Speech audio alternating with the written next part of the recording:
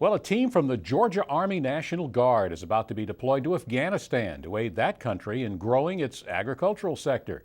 The team recently spent several days with UGA Ag experts to learn techniques that will be useful in their mission. The Monitor's Mark Wildman has the report. The United States leads the world in the production of agriculture. From advanced plant breeding to high-tech machinery in the fields to the vast knowledge we possess at our many colleges and universities, we can produce and distribute food in great quantities. That is not the case in many countries, including Afghanistan. A team from the Georgia National Guard is on a mission to try and change that. Today, what we want to do is, as you know, there's insurgency in Afghanistan. And so we're trying to win their hearts and minds instead of the insurgency winning their hearts and minds. And so what we're trying to do is show that there is hope in agriculture and that agriculture can produce a better quality of life for them and their family. The 25-member team recently visited the University of Georgia to get some training on how to handle specific needs in Afghanistan. There's been several of these teams from various states go over there. The Georgia team will be going and replacing the Nevada team that is already in place there. So we're providing them a week of pretty intensive training on a lot of different subjects. They've told us what they think they need, and we're trying to give them hopefully some information that'll help them once they get to Afghanistan. The team will deploy to Afghanistan in hopes of assisting the country's farmers. The training here relies on basic farm practices instead of the high-tech solutions we are used to. The basics are pretty similar throughout the world, and that's what we're talking about here, basics. Here we're looking at pruning trees, something that's pretty simple, but in Afghanistan, probably not a whole lot of effort going on towards pruning.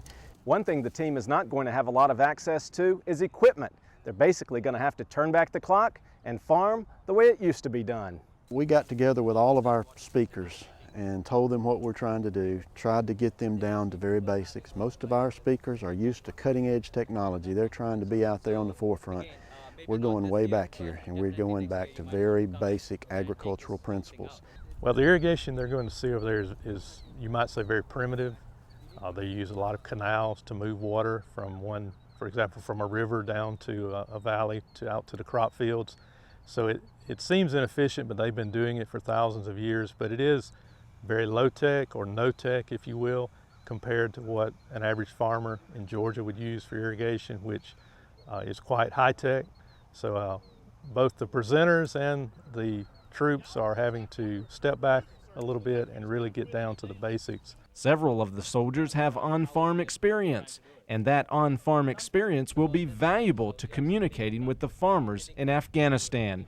Agriculture is a common language. You can go anywhere in the world, and if you talk to farmers, we speak the same language. So yes, there's a communication barrier there between languages. Our languages are different, but we bring interpreters to the team, so we can communicate that. And like I say, agriculture is a universal language. The hope is that the people of Afghanistan can be more productive in growing food crops that not only will feed their families, but they can begin to sell. They're very loyal to their families, just like we are in the States.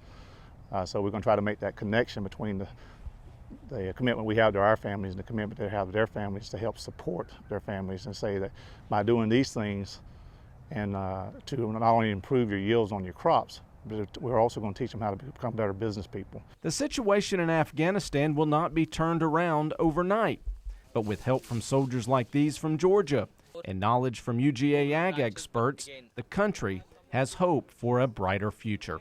Everything that we are doing over there goes back to education. We're educating the farmers about marketing their products. We're educating the women about what their role could be in the agricultural field. So I believe it'll be invaluable. For the Georgia Farm Monitor, I'm Mark Wildman.